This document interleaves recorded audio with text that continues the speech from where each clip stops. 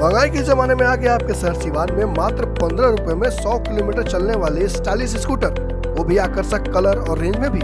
इतना ही नहीं, e rickshaw भी उपलब्ध है। तो अधिक जानकारी के लिए आज ही चले आए आदर्श इलेक्ट्रोमोटर, चाप ढाला के पास, Siwan. Darshan Traders electronic multi brand showroom, Mahadeva Road, Siwan.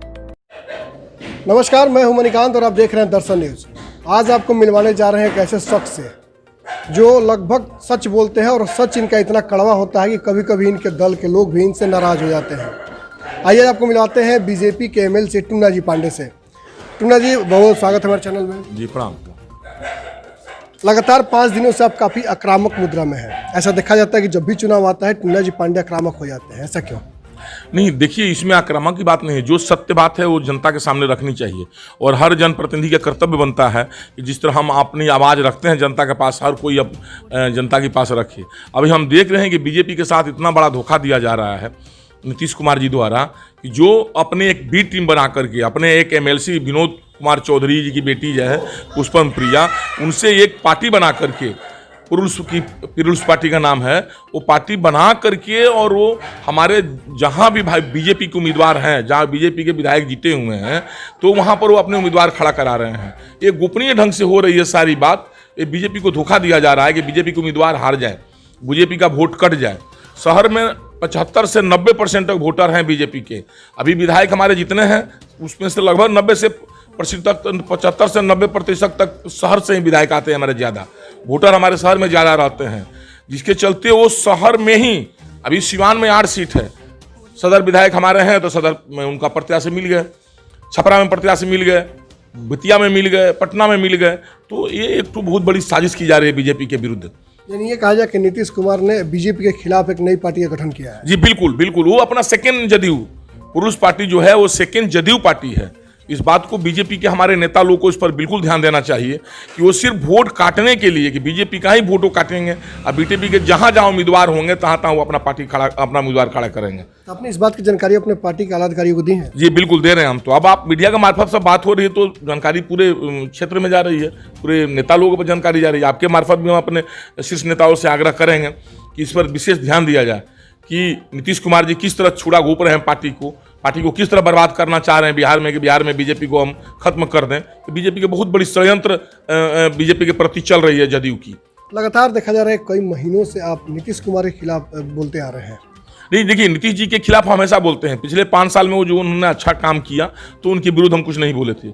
उसके बाद उन्हें जो अभी शराबबंदी किया, हमारे 5 लाख लोग बेरोजगार हो गए, दारू हर जगह बिक रहा है। उन्होंने अपने आप बुलाकर हम लोग को लाइसेंस दिया, फिर हम लोग का लाइसेंस कैंसिल उन्होंने कर दिया। तो गलती तो नीतीश कुमार की है ना। अभी एक भी कल कारखाना बिहार में नहीं है, सब कुछ बंद हो गया है। प्रवासी मजदूर आए, उनकी वो सेवा नहीं कर पाए, उनकी देखरेख नहीं कर पाए। नियोजित शिक्षक का वेतन नहीं दे पा रहे हैं, नियोजित शिक्षक के साथ क्या व्यवहार रहा सो देख रहे हैं। अनुकंपा पर लोगों को नौकरी नहीं दे पा रहे हैं, सांख्यिकी लोगों को नहीं दे रहे हैं, आंगनबाड़ी लोग का वही हाल है, जीविका लोग का वही हाल है। तो क्या उनका बड़ाई किया जाए, सो बताइए। सरकार से ही तो मांग किया जाता है। सरकार अगर नीतीश कुमार जी गलत कर रहे हैं तो गलत कहने में डर की इस बात की। लेकिन एक चीज़ और देखा जा रहा है कि जब उत्पाद विभाग की टीम जाती है छापेमारी करने शराब को लेकर, तो वहाँ उसकी टीम को पीटा जा रहा है। पटना की घटना है कि वहाँ पुलिस पर भी लोगों ने लाठीचार्ज की थी, पीटा तो पुलिस कर्मी। देखिए, नीतीश कुमार जी द्वारा अप्रत्यक्ष रूप से हमेशा अपराध का बढ़ावा दिया जाता है। अभी नीतीश कुमार द्वारा अभी जो शराबबंदी वाला देख ही रहे हैं, इसमें अब पुलिस पब्लिक लड़े मिरे भिड़े कोई बात नहीं है। 2 नंबर का दारू पूरा बिक रहा है। अभी नीतीश कुमार जी ने एक आदेश दिया है कि जिस दलित के घर में मर्डर हो जाएगी ना, उस घर के व्यक्ति को नौकरी दिया जाएगा। ये अप्रत्यक्ष रूप से अपराध का बढ़ावा है कि नहीं, सो बताइए। अभी एक दलित युवक, अभी पेपर में निकला हुआ था बिहार शरीफ में, कि दलित युवक एक अपने भाई को, Darshan Traders electronic multi brand showroom, Mahadeva Road, Siwan, कि दलित युवक एक अपने भाई को नौकरी के लालच में हत्या कर दिया। उस हत्या के पीछे आखिर असली षड्यंत्र, असली हत्या करने की जो प्रेरणा किसके द्वारा मिली? नीतीश कुमार द्वारा मिली। उसी तरह दारूबंदी का हाल है। यानी आप ये कहना चाहते हैं कि उस हत्या के पीछे गुनाहगार मुख्य रूप से नीतीश कुमार? एकदम बिल्कुल है। नीतीश कुमार जी द्वारा आदेश पारित किया गया कि हत्या करने, जिसके घर में हत्या होगी उसको नौकरी दिया जाएगा। अब तो दलित के घर में देखिए, भाई 2 कट्ठा 2 धूर जमीन के लिए मर्डर हो जाता है देहात में, आप देखे होंगे आप। तब तो भाई का हत्या कर देगा। जिसके घर में अपंग भाई होगा, अच्छा वाला भाई अपंग भाई का हत्या कर देगा कि हमको नौकरी मिल जाएगी। नीतीश कुमार जी अनुकंपा पर, जिसके माँ बाप मर गए इतने दिन से, और अनुकंपा पर नौकरी के लिए दौड़ रहा है, उसको तो नौकरी दे ही नहीं पा रहे हैं और कह रहे हैं कि मर्डर होगा दलित का तब उनको नौकरी देंगे। तो अब तो दलित लोगों को नौकरी पाने के लिए अपने घर में मर्डर कराना पड़ेगा किसी का, ये तो प्रत्यक्ष रूप से अपराध का बढ़ावा हुआ ना। टूना जी, 2005 में नीतीश सरकार जब आई थी बिहार में तो उस समय उन्होंने जंगल राज के खिलाफ कानून व्यवस्था लाने की बात कही थी। जी 5 साल लाए थे, 5 साल उन्होंने अच्छा काम किया। 2009 तक। हाँ बिल्कुल बिल्कुल। 5 साल के बाद वो जो है अपने लोगों द्वारा घिर गए, अपने राजनीतिक विरोधियों को फंसाने में रह गए। सिर्फ वो कोई विकास का काम नहीं किए, सिर्फ राजनीतिक विरोधियों को कैसे फंसाया जाए वो अड़यंत्र षड्यंत्र में लग गए। लालू जी को उन्होंने फंसाया है। नहीं देखिए, हम नाम नहीं लेंगे। अब अनंत बाबू को तो फंसाया, हम तो अनंत बाबू का नाम लेते हैं हमेशा। अनंत बाबू क्या अकबर, अब देखिए वो जितने विरोधी लोग हैं अपने विरोधी लोग को कैसे फंसाएं, यही नीतीश जी का काम रहा है 10 साल। 5 साल तो अच्छा काम किया, अच्छा किए तो बड़ाई कर रहे हैं उनका, गलत कर रहे हैं तो गलत कर रहे हैं। लोकतंत्र की यही खूबसूरती है। अब लोग गलत को भी सही कहे डर से, तो ऐसा तो हम नहीं कर पाएंगे। 2015 में उन्होंने राजद से गठबंधन कर लिया था। देखिए गठबंधन करना अलग बात है, उनको जहां से करना वहां से करना। वो तो बीजेपी में गठबंधन किए, छोड़कर चले गए राजद में गठबंधन किए, फिर छोड़कर आ गए बीजेपी में। उनकी क्या भरोसा है, इसलिए उनके गठबंधन से तो हमको कुछ ऐसा क्यों करते हैं नीतीश कुमार? हर एक आदमी की अलग मानसिकता होती है ना। हम नीतीश कुमार की सच बोल करके उजागर करते, सत्ता चाहिए उनको। नहीं तो और क्या, उनको भी इस लालच में ही रहते हैं। लेकिन ऐसा होने नहीं जा रहा है, अब ऐसा नहीं होने जा रहा। इसलिए नहीं होने जा रहा है कि जनता सब समझ चुकी है। और नीतीश कुमार जी किस तरह मजदूर किस तरह मैंने परेशान हुए इस बार लॉकडाउन में, आप देखे होंगे। तो अब सब लोग याद कर रहा, शिक्षक लोग, मजदूर लोग, आंगनबाड़ी सेविका सब, अनुकंपा वाले, सांख्यिकी वाले। तो इसलिए इस बार बिहार के बहुत सारे जिले जो है बाढ़ से काफी प्रभावित है और फिर से बाढ़ आ गया है। असर पड़ेगा इसके चुनाव पे? बिल्कुल असर पड़ेगा। बाढ़ के दिशा में अगर कोई काम नहीं करेंगे, उनको तो अपना है कि विरोधी को कैसे फंसाएं। जब विकास का काम नहीं करेंगे, अब जहां बाढ़ से प्रभावित लोग हैं उनको अब चिवड़ा मीठा गिरा देने से थोड़ी काम चल जाता है। जब बाढ़ आती है तब 1 साल भी बचा हुआ, देख लीजिए पानी में पटना हमेशा डूब जाता है। तो ये तो नीतीश कुमार पर इसको प्रभाव पड़ेगा, इसमें कहीं दो रहेंगे। सीवान के पूर्व सांसद जब जेल से निकले थे तो उन्होंने कहा था कि परिस्थितियों के मुख्यमंत्री नीतीश कुमार, कितनी सच्चाई है? नहीं बिल्कुल उन्होंने सही कहा, कौन सा गलत कहा उसमें। आप स्वयं देख लीजिए कि नीतीश कुमार भाग्य के बली तो हैं। वो अपने काम पर कभी मुख्यमंत्री नहीं बने हैं, या स्पष्ट बात है। पहले 5 साल रहे, उसके बाद से वो परिस्थिति के अनुसार ही मुख्यमंत्री बने हैं। वो अपने बल पर कहाँ मुख्यमंत्री कभी बने हैं। अपने बल पर अगर बने हैं तो बताइए, वो किसी न किसी का गठबंधन, किसी ने सहारा लेकर के ही वो मुख्यमंत्री बने हुए हैं अपने बल। यानी ये कहा जाए कि टूना जी पांडे भी कह रहे हैं कि परिस्थितियों के मुख्यमंत्री नीतीश कुमार। नहीं वो तो है, मजबूरी के मुख्यमंत्री समझिए उनको। वो भाग्यवान है समझिए उनको मुख्यमंत्री। वो परिस्थिति के अनुसार मुख्यमंत्री बने, कहिए अपने बल पर कभी मुख्यमंत्री वो कभी न बने थे न बनेंगे। लोकसभा चुनाव में आप ओम प्रकाश जी के खिलाफ थे, काफी आक्रामक थे। इस बार नीतीश कुमार के लिए काफी आक्रामक है। एक सवाल ये आ रहा है कि आपके भाई जो है बच्चा पांडे आरजेडी टिकट पर चुनाव लड़ने की प्रबल संभावना है। ऐसा लग रहा है कि एक आध दिन में घोषणा हो भी जाएगा। तो ऐसे में आप भाई धर्म निभाएंगे या राजधर्म निभाएंगे? नहीं देखिए, हम पार्टी धर्म निभाएंगे। भाई धर्म की जगह पर है। अगर पार्टी द्वारा चुनाव हो रहा है तो हम तो अपने पार्टी के साथ रहेंगे ना। लेकिन अगर व्यक्तिगत बात पर आ जाएगी तो हम कभी अपने भाई के साथ रहेंगे, बिल्कुल। लेकिन आपके विरोधियों द्वारा ये कहा जा रहा है कि 2015 में आपने लोजपा से टिकट दिलवाया, इस बार राजद से आप टिकट दिलवाने के पक्ष में है, तो आप पार्टी क्यों बदलते हैं भाई के लिए? नहीं देखिए, हर कोई, अब तो आप सब बताएं ना। Darshan Traders electronic multi brand showroom, Mahadeva Road, Siwan. नहीं देखिए, हर कोई, अब तो आप सब बताएं ना। अभी पप्पू यादव जाप में है, उनकी पत्नी कांग्रेस में है। माधवराव सिंधिया कांग्रेस में थे, उनकी माँ राजमाता अथी में थी। ये तो अलग अलग बात है।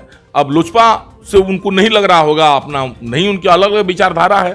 उनकी विचारधारा राजद माइंडेड है, तो अपना राजद में ज्वाइन किए। पिछले चुनाव में काफी मेहनत किए थे आप। हाँ बिल्कुल, एनडीए के तमाम लोग विरोध किए थे, आपको भी पता होना चाहिए इस बात को।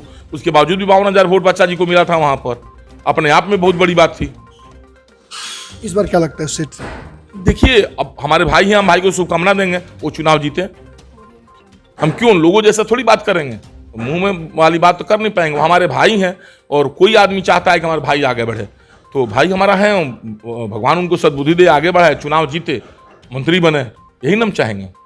लेकिन जिस तरह से चुनाव की प्रक्रिया शुरू हो चुकी है, अब 1 महीने रह गए मतदान में, तो ऐसे में आपको क्या लगता है कि इस बार जो बिहार में सरकार बनेगी उसमें अभी चिराग पासवान का नाम सामने आएगा मुख्यमंत्री कैंडिडेट के रूप में, नीतीश कुमार तो एनडीए के चेहरा है, तो कैसे लोग को मुख्यमंत्री बनना चाहिए? देखिए, युवा वर्ग को बनना चाहिए। हम नाम किसी के नहीं रखेंगे, ऐसे आदमी को मुख्यमंत्री बनना चाहिए जिसमें काम करने का जुनून हो, जोश हो, खरोश हो।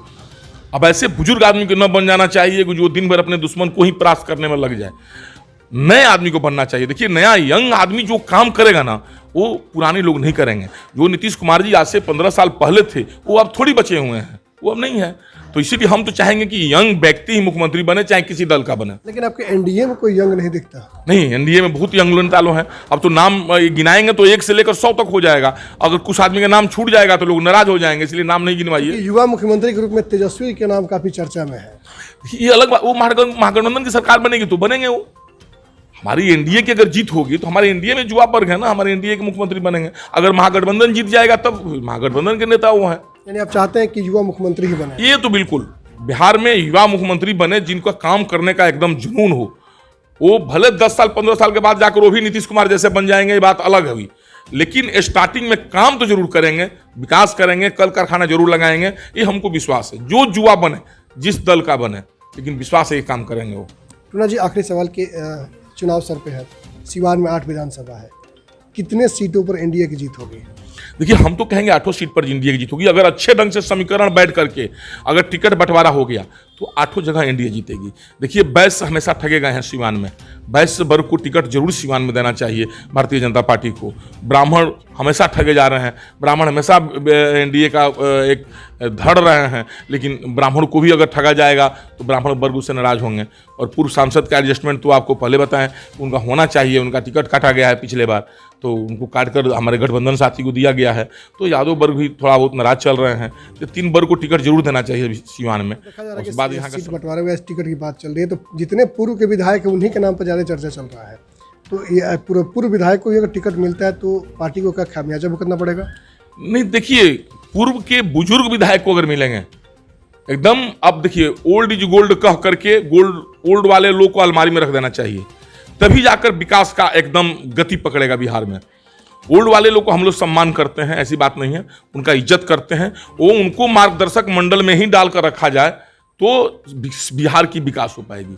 फिर पुराने लोग आएंगे, फिर वहीं उसी ही तालमेल उसी तरह रहेगा, विकास नहीं होगा। सिर्फ आप चाहते हैं कि हर विधानसभा में नए चेहरे को लाया जाए जो एनर्जी से जी, युवा वर्ग को हर विधानसभा में हम चाहते हैं युवा नेता।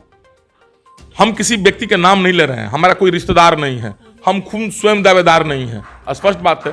लेकिन जो बने युवा नेता बने कि उसको लगे कि काम करने की हमारी एक अलग लगन है, वो काम करे। ओम प्रकाश जी को टिकट मिलना चाहिए।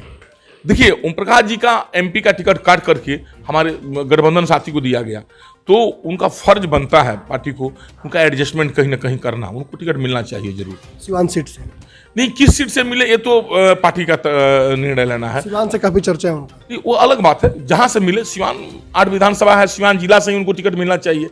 अब सिवान 8 में एक रिजर्व है, 7 खाली है, 7 में कहीं उनको मिले, लेकिन मिलना चाहिए सर। कल आपने बधाई भी दिया उनको। जी, बधाई तो बिल्कुल दी, हमेशा उनसे बात होती रहती है, हमेशा उनको बधाई देते हैं। और लगभग हमको लगता है कि उनको बधाई के पात्र हैं भी वो, ऐसी बात नहीं है, इसलिए उनको बधाई हम दिए कल। ये थे भाजपा एमएलसी टूना जी पांडे, जो काफ़ी विवाद तरीके से बात रखे कि इस बार सूबे में युवा मुख्यमंत्री हो, और इतना ही नहीं, सभी विधान सीटों पर युवा प्रत्याशी हो जो जीते और बिहार को एक नई दिशा और दशा दें। अब तो ये समय बताएगा कि पार्टी किसे अपना उम्मीदवार बनाती है। Manikant, Darshan News, Siwan. Darshan Traders electronic multi brand showroom, Mahadeva Road, Siwan.